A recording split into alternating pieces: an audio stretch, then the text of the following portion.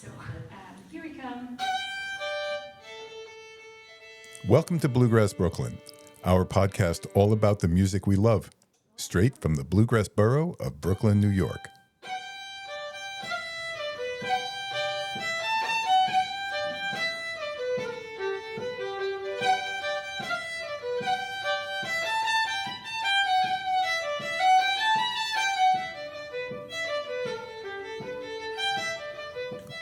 Welcome to this Monday edition of Bluegrass Brooklyn. I'm your host, Mike Wilner. Today, I ask you to join me on a journey to hell. Fiddle Hell, that is. A 4-day music extravaganza. I don't know whether to call it a camp or a festival, or you figure out what to call it after you hear this episode. One of the key features of Fiddle Hell is the diversity of workshops and classes you can attend. Guaranteed, on any given 1-hour workshop slot, you will be attending something that you really, really want to get to and you would not want to miss. But there'll be 5 other things you really, really want to get to and do not want to miss. And according to David Reiner, the director of Fiddle Hell, that is why it is hell. But that's also why it's heaven. It's not just for fiddles, by the way. All kinds of instruments are represented. But I want to give you a little taste. I'm going to read you the schedule for the 9:30 to 10:30 a.m. hour on Friday, November 14th. This is just 1 hour. Each of these is in a separate room.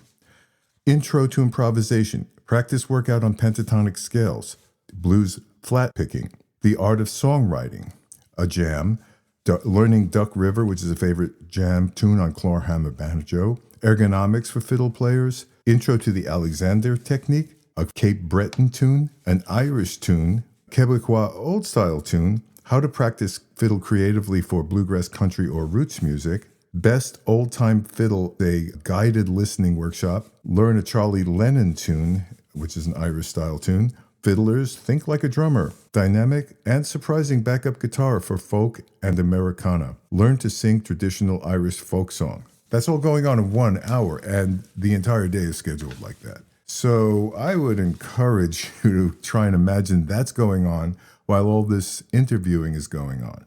So I wandered the halls of hell. I spoke to some interesting people, and I learned an awful lot. I spent so much time absorbing and getting incredible insights and ideas, but it was mostly this intense drinking from a fire hose, wandering from course to course. So with that being said, let's start off with meeting Dave Reiner, who is the mastermind behind all this, and let's hear what he's got to say about Fiddle Hell.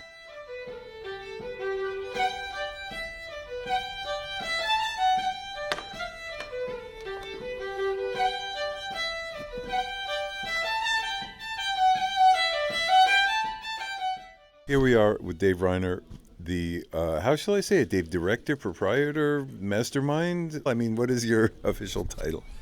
I've gone by the name of Mr. Fiddle Hell.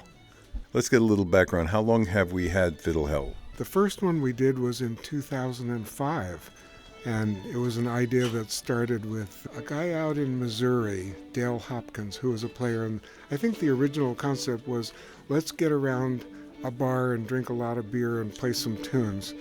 And so I like fiddle camps. I've been to a lot of them. I've taught at a lot of them. And we said, okay, let's make it a little bit different. Let's kind of remake it. And it's expanded over the years to sort of be multi-genre, 4 days, multi-instruments in addition to fiddle. Let's get into some of those multis. This is my first year here in Hell. And what I've been struck by is the diversity of genres. What would be your expectation or vision for someone who's wandering the halls and spending an hour listening to Cape Breton and an hour listening to Quebecois and an hour listening to Bluegrass or participating in those things? What would you hope that person is coming away from Fiddle Hell with? There are probably 5 styles that seem to be the most prevalent, and I would put Irish, the combination of Scottish and Cape Breton, Quebecois, New England, we are actually in New England, Bluegrass, and old-time Southern. That's 6 actually, but it's pretty close.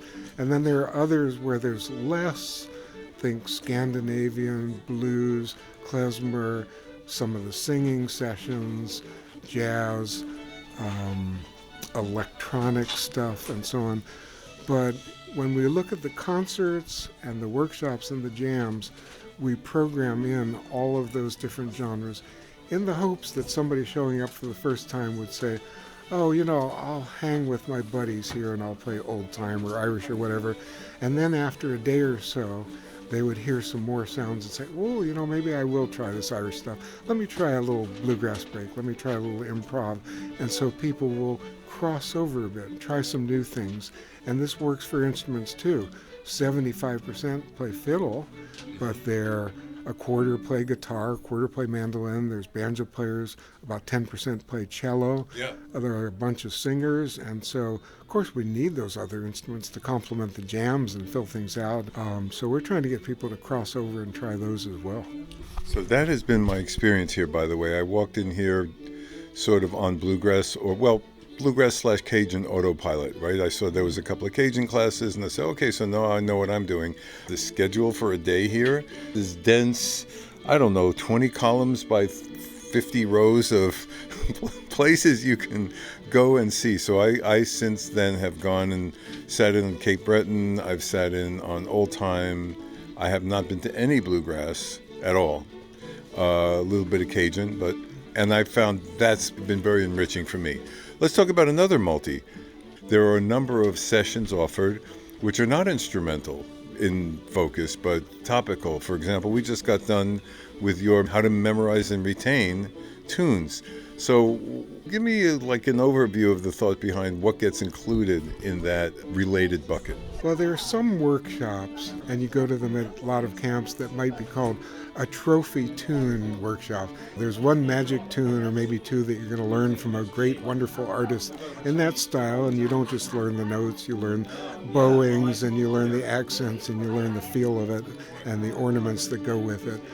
But there are also things that transcend just one tune, and they're more technique things, like how do you get a better sound with your bow? How do you improve your left hand position so you're not in pain when you're playing your instrument? And then there's a whole bunch of others where it's like, how do I hear better? How do I get more comfortable holding a guitar? And there are quite a few seniors here too. How do I cope with the fact that it's harder to hear than it used to be? So we have a pretty broad focus at Fiddle Hell, and you could say there are 4 big areas that could hold traditional musicians back that they'd like to work on. We try to be practical and offer encouraging workshops and jams to help them. One is just challenges for musicianship. So how can you take your skills and your technique and your style to the next level? Then, and that includes repertoire. Then there's some thinking challenges, strengthen how you learn, how you remember tunes, how you understand them, what you understand about chords and all that. And the workshop I just taught was on memorizing tunes so you can actually recall them. And then there's physical challenges. How do you play comfortably? How do you avoid injury? How do you play with less pain? And then there were, I think, inspiration challenges in a sense. It's tough for people when they sit at home where they don't get out much to play with friends. How do you boost your joy and your confidence and your connection to the music? We hear one of those jam sessions going on in the background right now. I wanted to just make a comment on what you've laid out. Besides sitting in the practice room and working on your fingers and your bow, what do we need to do? And I think the fact that we're all thinking about that shows just how important it is. And I've picked up some really great tips here. There was everything from the knitting circle in order to relax. There's the memorizing tunes, playing without pain, making small adjustments in your style to how to get a better sound from your instrument. All of these things are part of the smorgasbord. I think the variety and diversity is one of the most striking characteristics of the event. One of the things that seems to be emphasized here, Dave, is learning songs by ear. Do you have any insights or comments on that?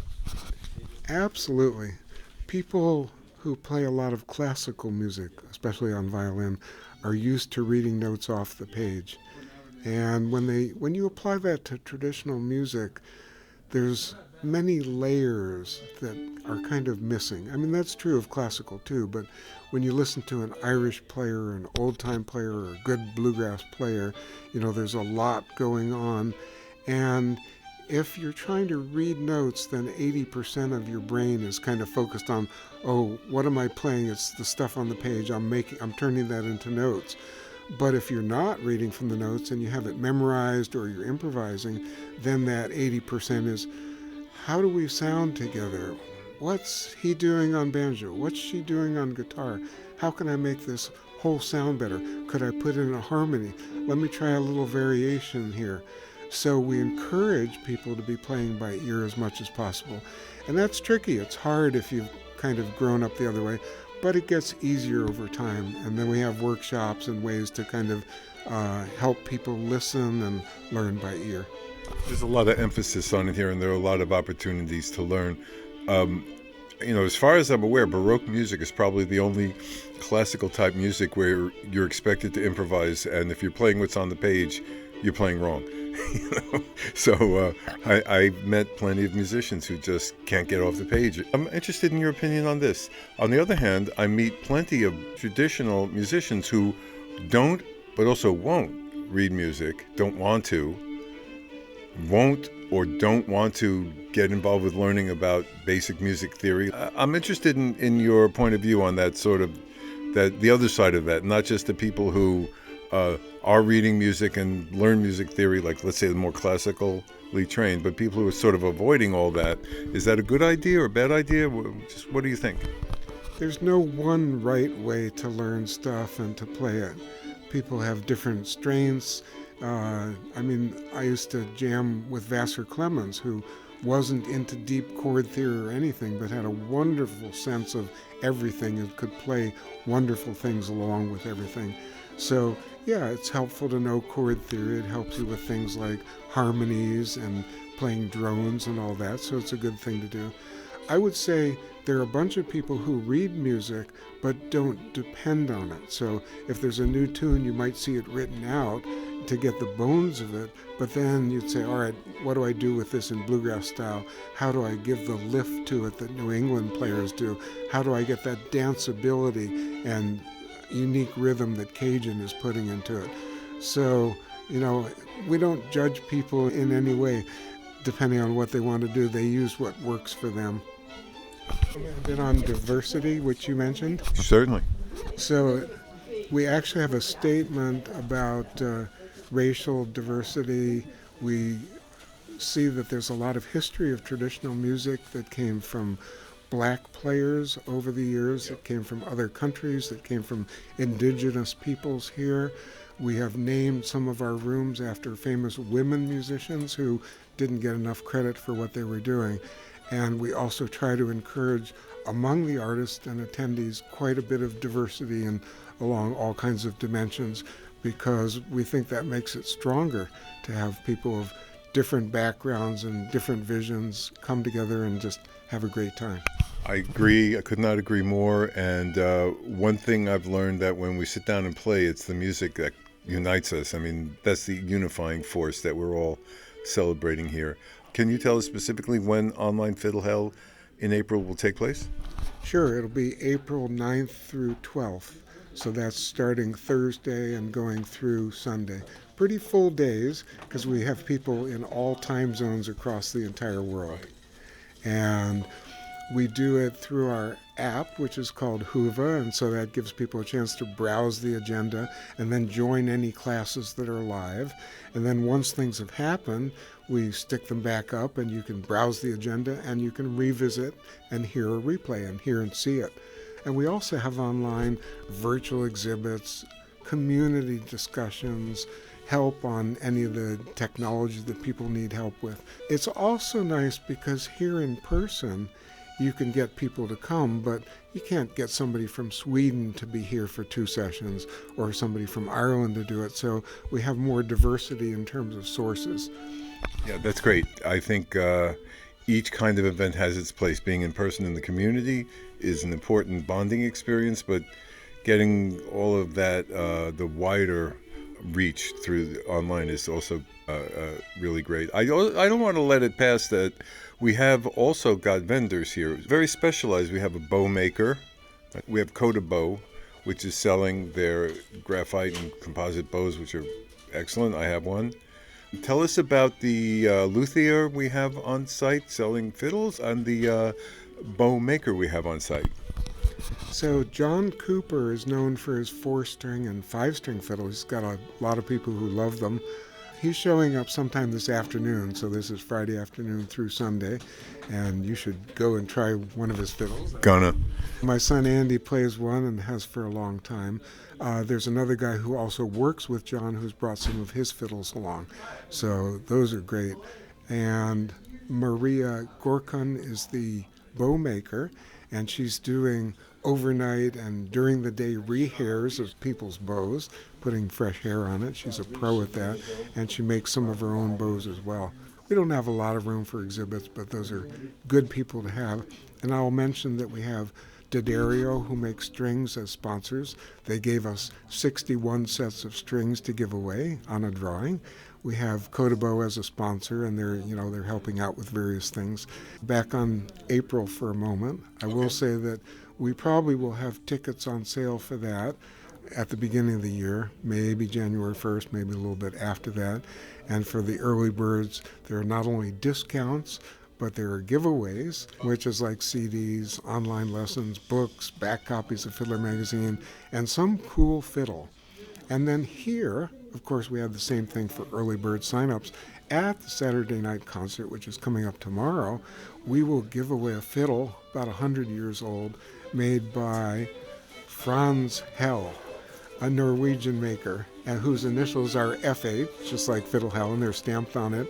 And so that'll go to somebody who was an early bird, and we'll do the same thing for those who sign up early. So the future for Fiddle Hell looks pretty bright, even though we're going to have to find another location for the in-person, but online lives on for the moment. Anything else you have going on, or anything else you'd like to make sure our listeners are aware of? The fiddle can be a challenge, especially as well as other instruments. And yet, when you're with other people, you see other people at your same level trying some of the same stuff. You hear some of the artists playing things that you might aspire to or try to learn.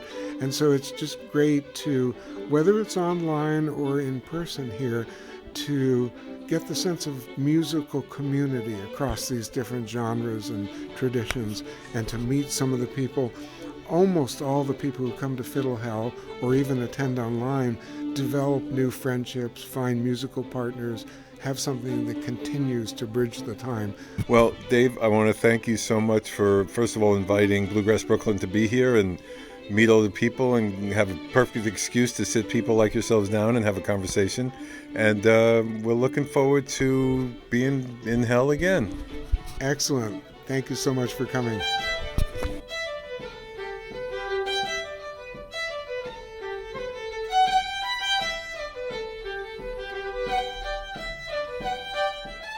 So here we are with Bruce Smolsky. Bruce, thanks for taking a minute with us. Yeah, my pleasure. Good to see you. So how long have you been in Hell, Bruce? Depends which hell you're talking about. Fiddle Hell in this case. This particular Fiddle Hell, I've been coming here for quite a few years. This has got to be the 5th or 6th time I've been here. It's a really, really special event, and it's just this huge confluence of people that love the same thing. It's not like a fiddle camp at all. I mean, you don't get to spend 2 hours a day, twice a day with the same teacher or anything like that. No. But one of the great things about it is that there are so many choices of styles and teachers and repertoire and stuff to study, and you meet a whole lot of people. No, I can't imagine a camp being located in a convention hotel. So you're well known for old-time fiddle. How would you characterize yourself in terms of genre? Like a lot of people, as a young person, I fell in love with a style of music, and I wanted to play Southern Mountain old-time fiddle to the exclusion of everything else, because when you start out, you're an imitator. As time went on, and then there's kind of things that happened to me in my musical life that made me realize I like a lot of the different things that the fiddle can do. and I'm kind of in love with the violin at this point, just generally. But most of what I do is trad-based Yeah. stuff. I like music from other cultures. I play a lot of Scandinavian and Nordic music, and of course, I'm had a close association with Daryl Anger, Yes. who's walking toward us right now. Daryl, of course, he's talk about somebody who's wide open in his attitude about music. He's drugged me into a lot of dusty corners I never would have gotten to. So I just call myself a fiddler now. I'm self-taught. I never had right. fiddle lessons or anything like that. But you hear music out in the air, and then it just becomes a matter of taking these ideas, thoughts, moods out of the air and figuring out how to place them on the instrument. And, you know, it involves learning repertoire and understanding how other people do and what makes their music great. But at the end of the day, you just kind of sound like you. You're not the first player to say that. Your objective is to sound like you. That's the hardest thing of all. Yeah. Yeah.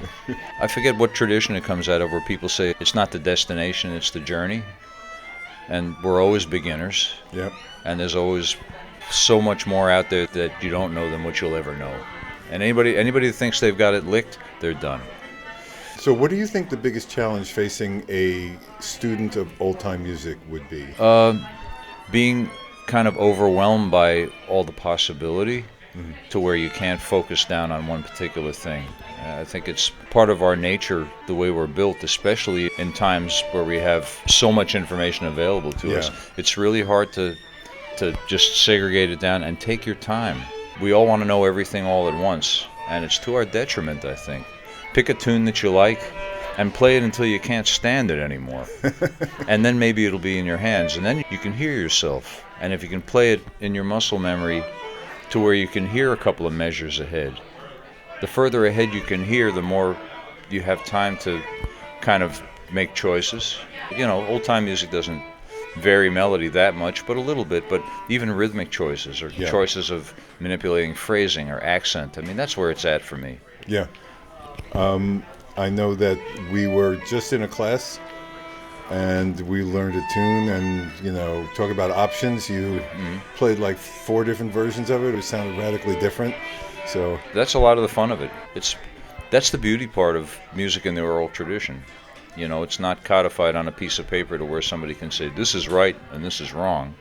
yeah. You play it the way you want to, you know. It makes you wonder what makes a tune the same tune between a whole bunch of different people. Yeah. Bonaparte's Retreat is the best example of that. Somehow, there's got to be 100 different melodies and ways to play it, and yet somehow you know it's the same tune. Yep. I was down at the Swananoa gathering and ran into Ron Penn. I know Ron, Okay. yeah. The class was, let's look at the history, the biography of Bonaparte's Retreat. And we took it from probably what would have been the more original versions all the way through, and we went into the whole sort of mythology about Napoleon in America in the early 1800s, and it was unbelievable. That's great.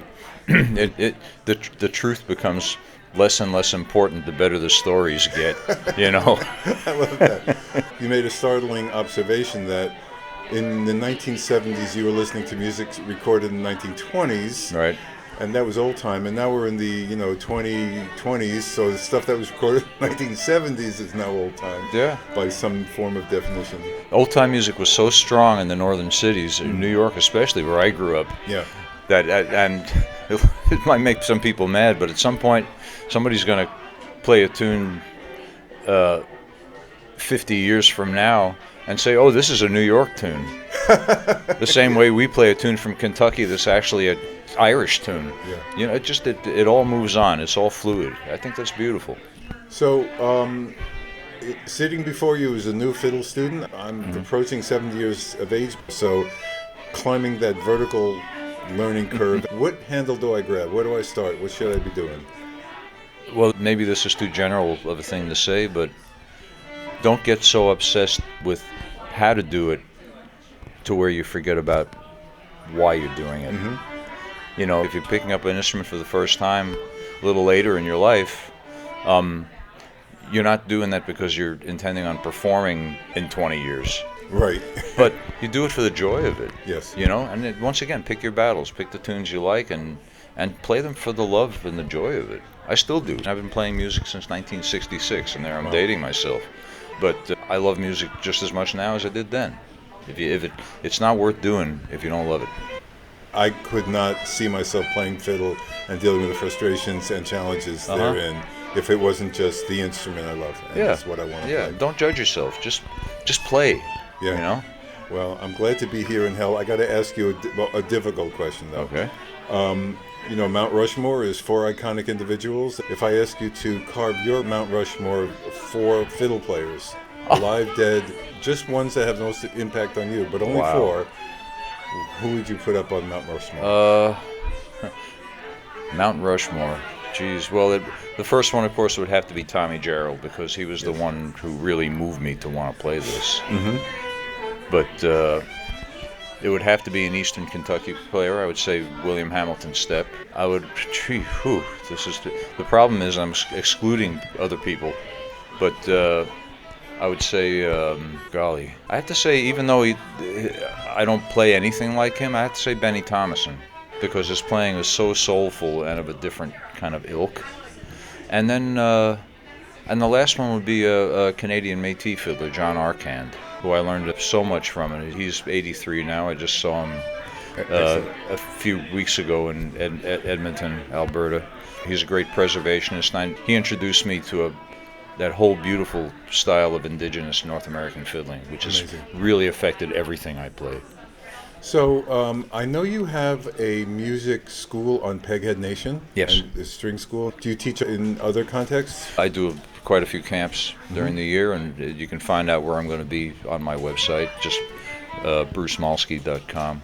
Okay. I'm on faculty at Berklee College of Music, and we have our American Roots music program there, and that's been a huge part of my life for 17 years now. Do you have anything coming up that you're looking forward to doing? Well, one of the big thing that's just taking shape now is that Daryl Anger and I are starting a fiddle camp together. Yeah. And it's going to take place in North Adams, Massachusetts. It's going to be all about not only improving skills on fiddle and also guitar, but also about how to come from one style and approach another genre and get outside of your box a little bit. And it's going to be Daryl and myself on fiddles. We also got Jenna Moynihan, who's here at Fiddle Hell this week, teaching the Celtic side of things, and phenomenal guitar player Stash Weislouch, who was in my Mountain Drifters band for years, and he's a deep thinker with great technical knowledge. And we're going to work on style skills, individual skills, and then we're going to put some groups together and convince each other to listen to each other, which is always a challenge. But I've got that going on. I'm doing some touring with my colleague Ale Muller in Sweden this year. Daryl and I are going to be touring in the UK next fall. Going to be in Belgium. This is me swearing I wasn't going to travel internationally much anymore. There you go. With Laura Cortese, who's a wonderful fiddler and songwriter, and some other people, and a lot of concerts, solo things. We're going to see you down in Brooklyn at some point? I'm sure. I do play at Jalopy and teach workshops there from time to time, and I will definitely be back there. Oh, we're looking forward to having you down there, Bruce. Thank you for taking time with us. I also got to speak with Daryl Anger, world-famous multi-genre fiddle player, after taking his workshop on movable double stops. Fascinating stuff, interesting guy. Let's hear what he's got to say. So here I am with Daryl Anger, legendary fiddle player. Daryl, how you doing? Oh, I'm good. Of course, we're here at Fiddle Hell, the amazing fiddle and every other kind of instrument hang here in Westford, Massachusetts. So you just got done mystifying a large part of the class regarding moving double stops. Yeah. Let me just hit you with the first question. What do you think the most challenging thing for the fiddle student to address when they're reaching that intermediate level? I think depending on whether people are coming from some other instrument like a guitar, for the people that already play a fretted instrument or graduating to fiddle, it's the bow, because it's so different from every other kind of way of like striking the string.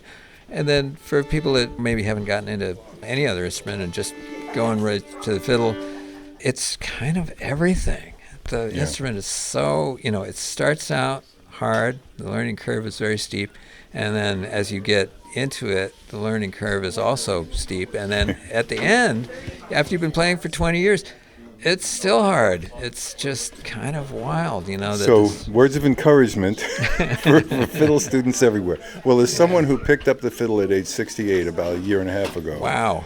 I'll tell you, having never played a bowed fretted instrument, luckily I've been playing music all my life, so I can read and stuff like that. But oh my gosh, you really have to be out of your mind to take this instrument up. But the problem is I played it and fell in love immediately and said, this is it for me.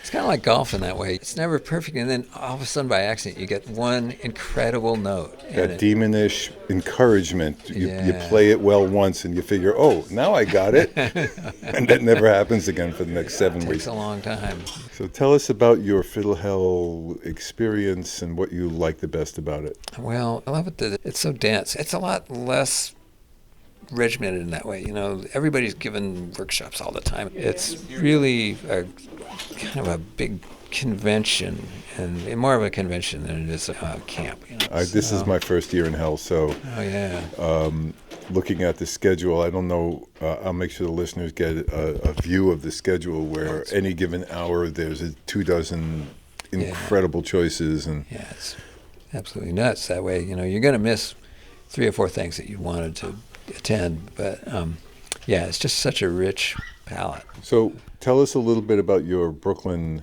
musical experiences. I know you played with a lot of our Brooklyn's finest. Well, I go back all the way to the late 70s when Mac Laser was living in Park Slope, and Andy Statman had moved there too, and I used to go out there when it was a little bit rougher neighborhood, and we'd hang out and have, long interminable fiddle conversations.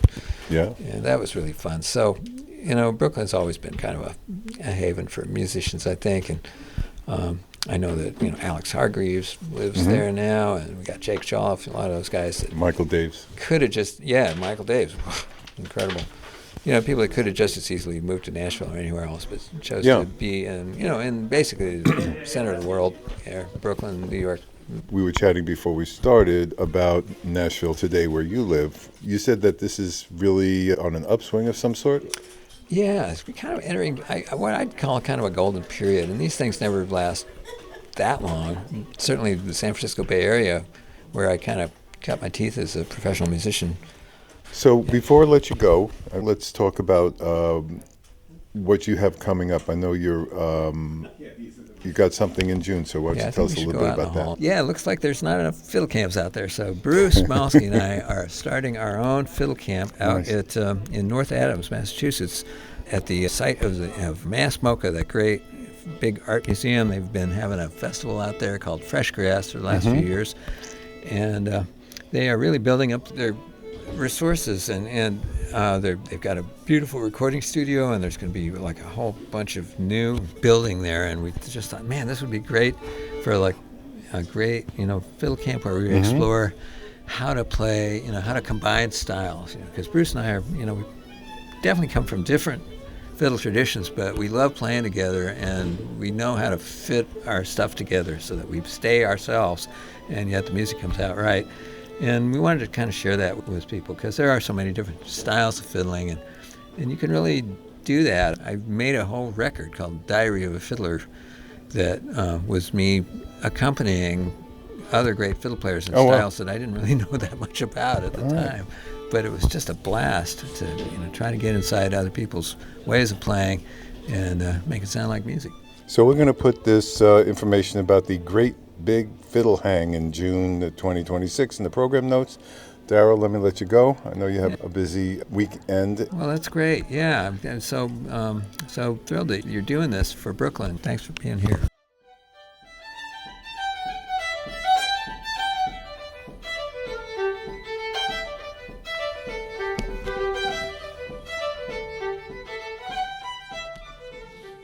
I have to admit, my head was reeling from all of the workshops, genres, jams, everything that was going on.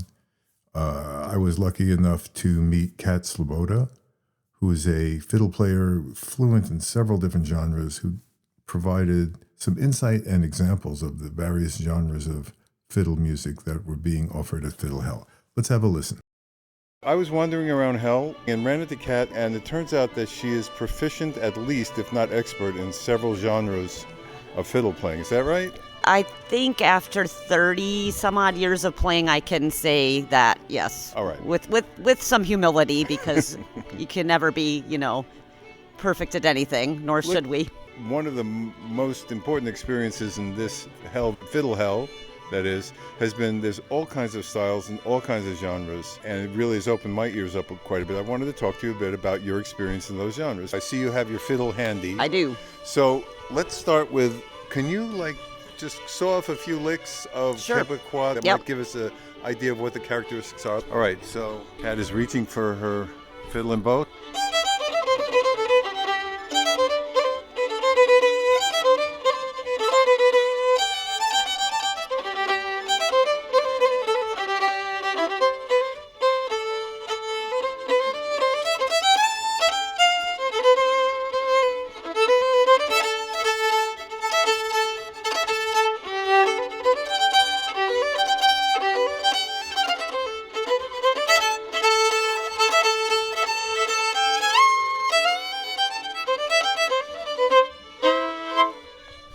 Okay.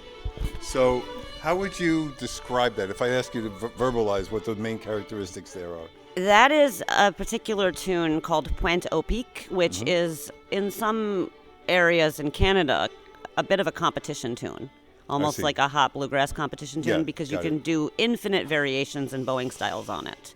All right, let's shift gears. So you Sure. mentioned Scandi and Swedish. I guess that's the same kind of thing. Swedish, Norwegian gives you that eerie kind of standing on an iceberg feeling when you play it. Okay. And it's much more singing and more, I think it was easier for me to do that first as a discipline because classical bowing is encouraged. Would you mind playing some for us? I would not. Okay, let me get okay. the... All right, so here we go.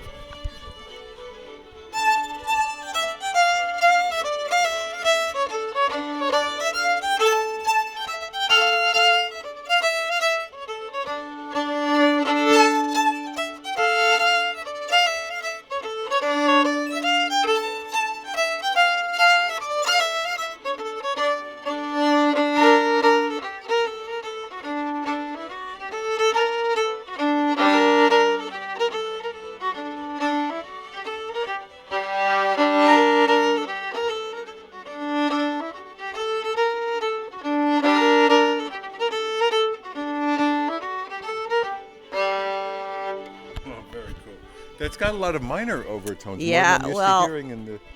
Again, Scandy's really cool because there's a lot of different keys and a lot of different modes that they play in, and almost all weird harmonies that you can think of are acceptable. So let's continue the tour. One of the other genres that we hear, New England. New England style. New So- England, that's where I started besides old time. All right, so what distinguishes New England, do you think, from all these other... I think New England fiddle style is much more constructed for the purpose of community dance, for contra dance, and it's much more rhythmic with a simple backbeat, and I actually have a good example of that.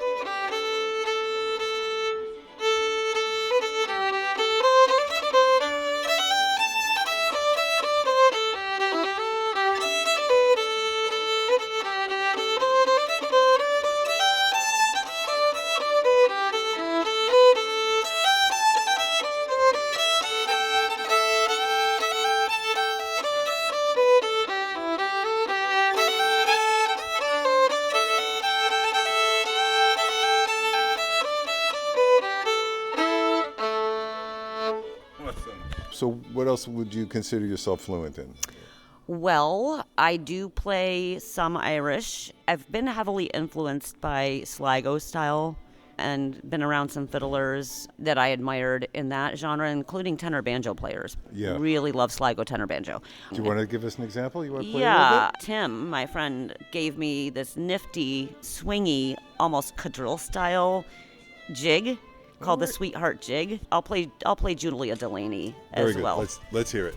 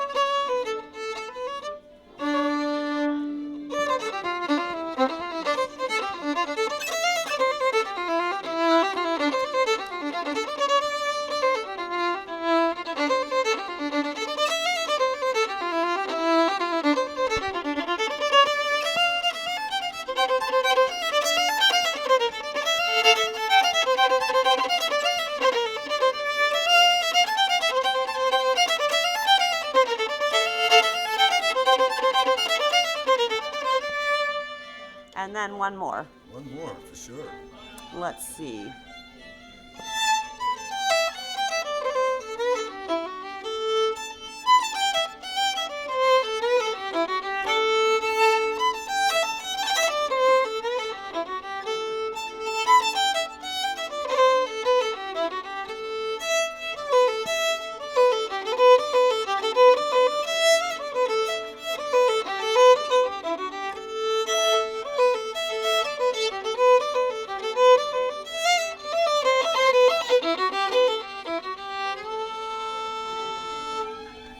So the Julia Delaney was played with that backbeat strong for contra. So that's kind of like New England Irish fusion, which is what you have to do to make the dance go. So it's a vast ocean. It's easy to get lost. Indeed. I'll ask you to offer advice to someone who's sort of embarking on the journey into the fiddle. What would be the most important advice you'd provide? I think pick a lane and stay in it for a couple of years in terms of the genre that you're approaching. Learn what you can about it, get so that you have at least 10 tunes you feel great about, and then possibly branch out into one more kind of similar genre.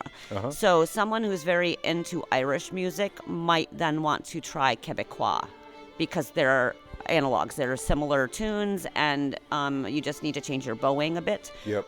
I honestly think that starting out with a really good old-time fiddler as a mentor or teacher, because again, there's so many similarities. There's, in terms of the Irish tunes that came over here and went down south or landed in the Appalachians. That's a great learning place because a lot of the tunes are simple in terms of the left hand, the notes. It allows you to concentrate on the bowing, and the bow is where the sound and the heart and the drive lives. Left hand's a trained monkey. Yep. Concentrate on your bowing. Okay. That's my advice. That's great advice. So, Kat, really, I'm so glad we got to have this conversation. Me too. Thank you. Thank you for taking out the fiddle. We'll look forward to seeing you at wherever Fiddle Hell is next year. Yes, I hope so.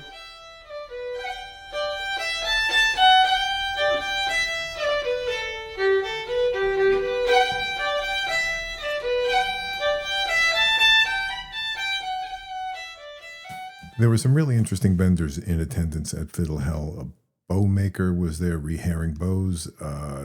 Coda Bows was selling their graphite and composite bows. There was a couple of luthiers on site who were checking setups and offering advice on how to better tune the fiddle up. But possibly most interesting to me was Lyndon Friedrich, who is a fiddle maker who had some of the most interesting fiddles and fiddle stories to tell. So let's hear what he's got to say. So here we are with Lyndon Friedrich at the vendor hallway. Yeah, at the, vendor hallway, in the hallway outside one of the rooms here in Fiddle Hell. And I've been lingering around and admiring his fiddles. He's a luthier, but he wanted to tell us a little bit about his experience. So Lyndon, let's continue with what you were saying. Okay, a friend of mine visited me in my shop one day when I was first making fiddles. And I think I had made maybe 19 or 20 fiddles at that point. And he said, Lyndon, I'd like to buy one of your fiddles. And I said, well, do you play? And he said, no, I don't play, but I want a fiddle with a story. So I said to him, well, here's a story. This fiddle I made from a tree that was where my living room is now. I had to cut it down to build my house. He said, sold, I'll take it. Nice. Yeah, I think we have one of those here. I'm looking at. Yes, this is from the same. This is from the same tree. The back and the neck are from the exact same piece of wood. So, this tree that was now in many pieces, but was in my backyard. So, how long have you been making fiddles? I've been making fiddles about 10 years. Mm-hmm. And you've made what, 50 or so? 50. That's my 50th right there. Oh, we have number 50 itself. So tell me a little bit about number 50 and what's different between number 50 and number 1. Well, number 50 is actually a 5-string, which is an unusual fiddle. Yeah. But it's also an unusual shape. Okay, so if I came across one of your early fiddles and I come across this guy, what's going to be different? Well, it's going to be a totally different shape, for one thing, but it actually is a nod to a very old fiddle family, the viol family. Mm-hmm. So it has a simplified outline and simpler sound holes. Yeah, I noticed that. Yes, but I've had a few iterations of this, and this is the one I really, really like making. And what are we looking at here in terms of the 4 strings? This one looks a bit larger, actually. It is. This is a Guarneri model, and the other 3 are Amati. Okay. Yeah, you definitely can see the Yep. difference. So, describe for me just briefly, how does a chunk of wood from a tree you cut down to make room for your living room make it? So the way the process starts, the tree comes down, I cut it into chunks, and then I mark it out. So there's, just like firewood would be a 16-inch round log. Mm-hmm. And I mark it in wedges and split it with an axe. Wow. And those splits then are dried for as many years as you can. And they're sitting on my shelf in my shop. You don't depend on making and selling fiddles for your living, right? I'm a painter. Uh-huh. That's what I make my living at. But let's An make sure we're artist- clear. an Not a artist- house painter. An artist painter. Yeah, okay. So this is almost sort of a hobby gone wild for you. It is actually. Yep. So What do you love so much about it? I don't know. There's something about forming this into something that I hand to a player, and they make music and art with it. It's just a fantastic feeling. So what's your plan for number 51? I'm number 51. It's already in progress, and I'm making another 5-string. That's interesting that 5 strings are Yeah. like picking up speed. I really, really love making them. What's different? What's really compelling for me is that the 5-string is my own design. Yeah. The shape is my own design, the sound hole is my own design, and especially the head where the peg box is and the pegs and strings are attached. That is all my own design. Oh, And that I had several prototypes to get to this point. And proportionally and functionally, it really works well. So how did you wind up here in Hell? I know Fiddle Hell through my friend John Cooper, Ah, and he's been doing this for years. And a few years ago I said, can I come down with you? And he said, yeah. if people want to find you and take a look at your instruments and get the opportunity potentially to buy one, how would they find you? Well, lindenviolins.com is All right. my website, and that gives my contact information. It's really been a pleasure. I've been enjoying playing the instruments and hanging around and meeting you. Yeah. Thanks for taking time. All right, Mike, thank you. It was fun.